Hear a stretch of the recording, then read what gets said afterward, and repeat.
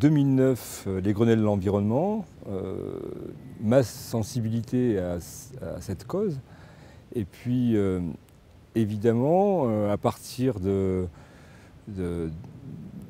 engagement que nous avions dans les politiques de reconquête de la qualité de l'eau, je me suis aperçu des incohérences qu'il y avait, c'est-à-dire qu'on dépense beaucoup pour avoir une qualité de nos captages, de nos ruisseaux, et en même temps, on s'aperçoit que la moindre molécule de glyphosate, de désherbant, dévale les trottoirs et se retrouve dans la rivière. Donc, de cette incohérence, j'ai expliqué à mes collègues élus qu'il y avait tout intérêt à s'engager dans une démarche gyrophyto. C'était peut-être pas si simple que ça, mais qu'il fallait qu'on y aille. Et ça a été accepté par tout le monde.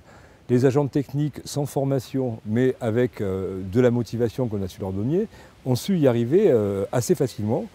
Les administrés n'ont pas toujours tout compris. Donc cette pédagogie qu'on doit manifester auprès de nos concitoyens, elle est très importante. Je crois que c'est un peu le secret de la démarche. Autant c'est simple de trouver des formations qui soient adaptées à nos agents, autant les administrés, c'est un peu plus compliqué.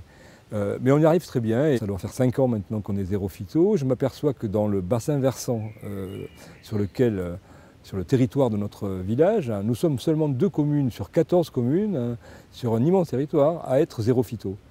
Et ces 14 communes, je les rencontre dans un syndicat qui s'appelle le SMERC, qui est un syndicat de bassin, donc qui applique les politiques de reconquête de l'eau, captage, ruissellement, les eaux de rivière. Et aujourd'hui, je pense qu'il y a une certaine urgence à ce qu'on rentre dans ces politiques en incitant plus que ça nos collègues élus.